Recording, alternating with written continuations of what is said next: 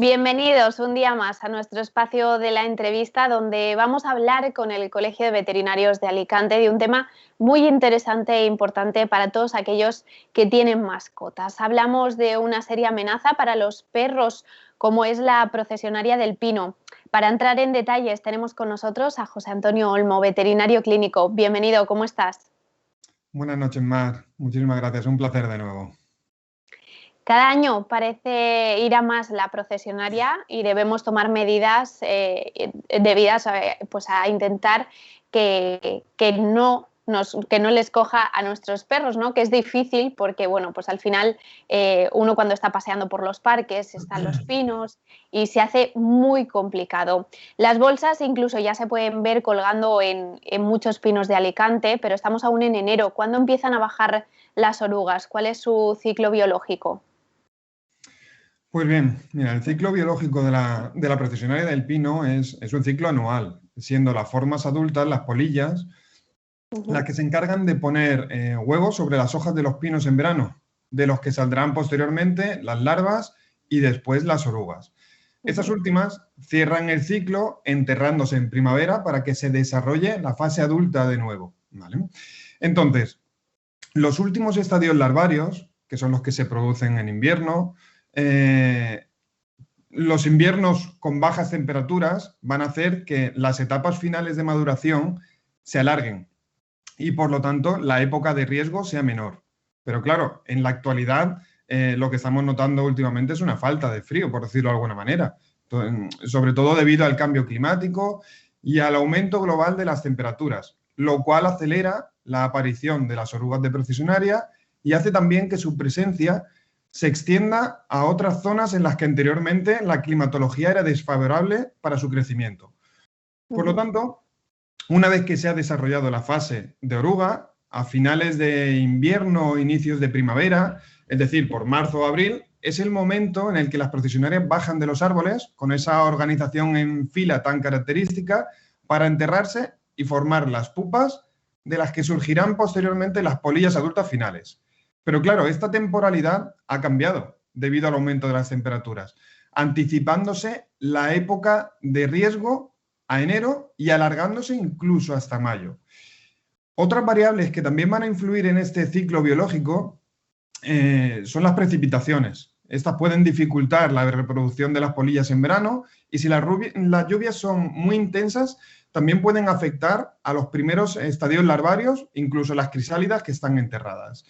Por otra parte, la presencia o ausencia de depredadores como aves y murciélagos e insectos también van a influir en ese ciclo biológico.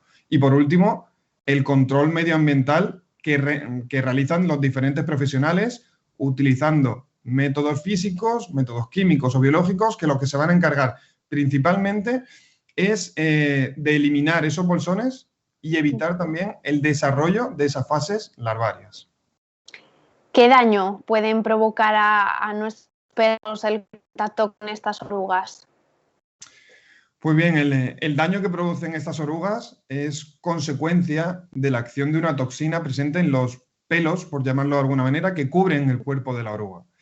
Esos pelos pueden llegar a nuestras mascotas o bien por contacto directo entre la oruga y el animal, ya que los perros, sobre todo, intentan jugar con ellas y comérselas, o por contacto indirecto, debido a la dispersión por el viento de estos pelos, que se desprenden de la oruga con bastante facilidad.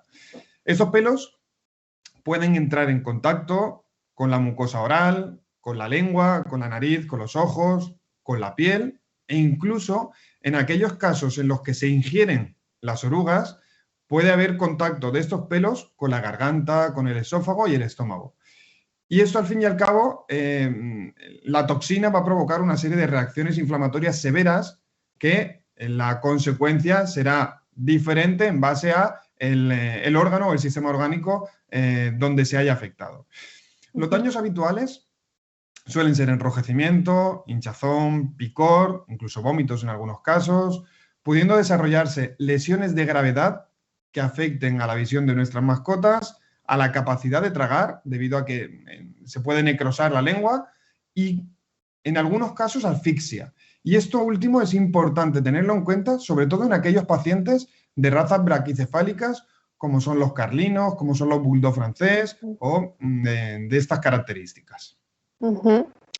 José Antonio, ¿qué precauciones conviene tomar cuando salimos al campo o a una pinada o de un parque a pasear con nuestra mascota? ¿Qué debemos hacer? Sí. Lo principal es evitar el contacto, ¿vale? Entonces, principalmente para aquellos perros que son cachorros, que son perros muy curiosos o muy nerviosos, no conviene que paseen sin correa. Pero aún así, si no consideramos esta opción, sería interesante que nosotros como propietarios realizáramos una primera inspección, una primera visualización de la zona para ver, uno, si esos bolsones están presentes e incluso si vemos a las propias orugas en fase de procesión. Y si es así, es necesario, incluso sería, o diría, obligatorio cambiar la zona de paseo, ya que la mejor medida de prevención es, como he dicho, evitar el contacto. Otras opciones, los bozales plásticos de rejilla pueden ser una opción para evitar la ingesta de estos insectos, sin reducir la capacidad de jadeo de nuestras mascotas. Eso sí, los bozales no van a impedir la inhalación de pelos ni el posible contacto con las extremidades o la piel. Luego, en días de viento, evitar las zonas de pinada para el paseo es importante, porque puede ser perjudicial ya no solamente para nuestras mascotas, sino para nosotros mismos. Y en el caso de visualizar la presencia de estos bolsones en las zonas públicas, pues lo ideal por nuestra parte es avisar a las autoridades locales para que puedan tomar medidas. Entonces, si notamos alguno de esos primeros síntomas, como era la rojez, ¿cómo debemos reaccionar cuando los apreciamos? Pues dependiendo de la parte del cuerpo afectada encontraremos diferentes signos clínicos, pero principalmente veremos un aumento del nerviosismo de nuestras mascotas, va a intentar rascarse la zona de la boca o de los ojos con las extremidades, restregar la cara sobre el suelo, a veces sobre nuestras propias extremidades. Vemos que se les pueden cerrar los ojos, que se les hinchan los párpados, que comienzan a producir mucha saliva, como que algo está produciéndose dentro de la boca. Observamos también que se ha hinchado o se ha enrojecido alguna de las zonas donde ha habido ese contacto con la procesionaria y que se quejan, ¿vale? Entonces, ante la más mínima sospecha, una atención de urgencia es básica, ya que un tratamiento precoz puede reducir muchísimo la aparición de secuelas de gravedad. Y una de las acciones que no debemos de realizar bajo ningún concepto, y eso debe de quedar claro, ante la sospecha de una posible ingesta o contacto en la boca con procesionaria, es intentar limpiar la boca frotando la lengua, ya que de esta manera lo que vamos a hacer es que los pelos se puedan romper y dentro de esos pelos están las toxinas, por lo tanto liberaremos mayor cantidad de esas toxinas y empeoraremos los signos clínicos. Y sobre todo, importante recordar que cuanto mayor sea el tiempo entre el contacto y la atención médica, peor puede ser el pronóstico. Exacto.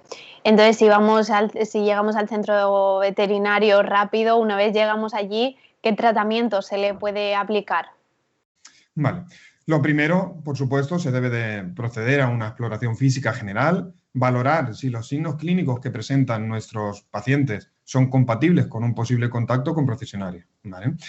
En caso de ser así, se suele proceder normalmente a un lavado de la cavidad oral, de los ojos o de la piel, con la idea de retirar algunos de estos pelos e intentar sobre todo naturalizar la toxina, no deja de ser una proteína, ¿vale?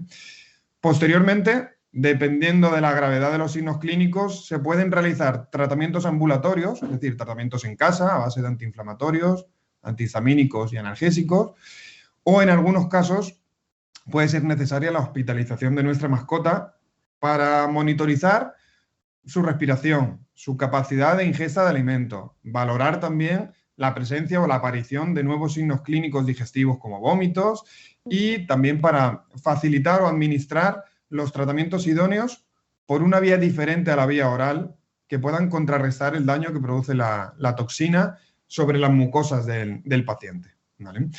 Y en aquellos casos de mayor gravedad puede ser necesario el paso por quirófano para retirar el tejido que se ha necrosado, principalmente ocurre en la lengua, ¿vale? Pero sobre todo también para colocar sondas de alimentación, que a través de ellas podremos proporcionar una nutrición adecuada en base a las nuevas necesidades que tenga ese paciente, ya que debemos de recordar que la lengua es un órgano básico en la deglución de la alimentación. Exacto. Pues muchas gracias, José Antonio, por estar hoy con nosotros en nombre del Colegio de Veterinarios de Alicante y, por supuesto, como veterinario clínico, respondiendo a todas las dudas sobre la procesionaria. Espero verte pronto y muchísimas gracias. Nada, muchísimas gracias a vosotros, como siempre. Un saludo.